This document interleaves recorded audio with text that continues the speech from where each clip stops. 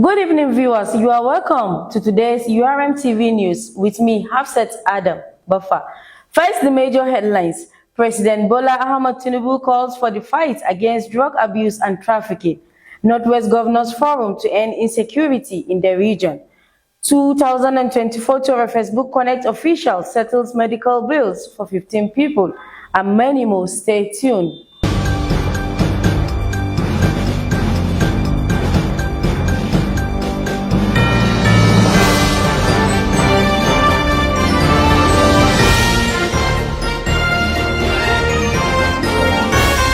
President Bola Ahmed Tinubu has urged all Nigerians to step up their efforts in the fight against drug abuse and trafficking in the country. The call was made in a statement issued yesterday by the Director of Media and Advocacy, NDLEA, Femi Babafemi, to mark the International Day Against Drug Abuse and Illicit Trafficking in Abuja. Represented by the Secretary to the Government of the Federation, George Akume, the President urged all Nigerians to support the War Against Drug Abuse initiative. He commended and encouraged everyone to intensify efforts to combat drug abuse and trafficking in the country. He also called for support for the National Drug Law Enforcement Agency in its fight against substance abuse and illicit drug trafficking. Additionally, the President emphasized the importance of evidence-based prevention strategies for drugs in the country. 7 governors of the Northwest region have come together to address the ongoing insecurity issues in the area.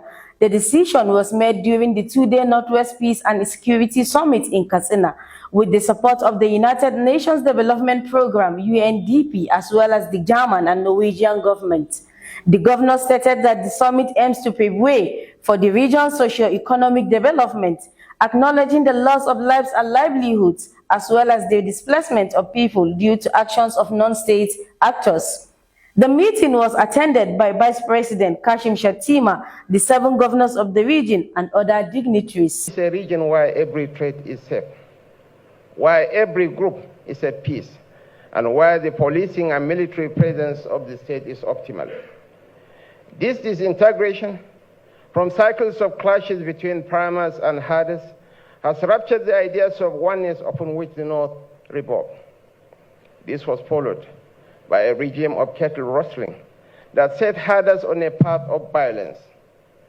Over the past decades, we have seen how these land use disputes drove the farmer-herder conflicts as climate change diminished our arable land and water resources, as the capacity of our security forces was overwhelmed, as unauthorized arms proliferated conflict zones, as corruption undermined our quest for solutions, and as criminal and insurgent elements exploited the complexity of our crisis to cross into our borders. The tons of money spent on procuring equipment for the services and also for the well-being of the personnel, and also what the governors have been doing to bring to an end this insecurity. We need to have this question for us to discuss and move and know how to move forward. But without giving an answer to this question, we cannot go anywhere. We will come back to another conference again. We're still talking about the same issues, the same problems. Nigeria continues to experience a number of challenges. You can name them: security, economic, humanitarian in nature, and all of them exacerbated by conflict, exacerbated also by the climate crisis. Left unsolved and unmanaged, violent conflict will continue to undermine the enormous potential that this country has to satisfy the need of over 200 million. The Bauchi State Police Command has apprehended a 34-year-old man named Glory Samuel for allegedly defrauding a businessman of 120 million. The arrest was made following a report filed on April 1, 2024 regarding suspicious withdrawals totaling 2,068,000 from the victim's company bank account. During interrogation, Samuel admitted to deceiving his longtime market neighbor by following a friend's suggestion to gain access to a wealthy individual's fund and install financial apps to transfer funds. The State Intelligence Department, acting on the Commissioner of Police orders, conducted a thorough investigation that revealed Samuel's unauthorized withdrawal of 120 million from the victim's account. After the inquiry, authorities recovered various items including tricycles, cash, building, bags of charcoal and fertilizer, motorcycles and sewing machine from Samuel. The 2024 Toro Facebook Connect officials have paid the medical bills for about 15 people across the 3 districts of Toro local government. This came after the huge success recorded during this year's program, which was held at the special school in Toro.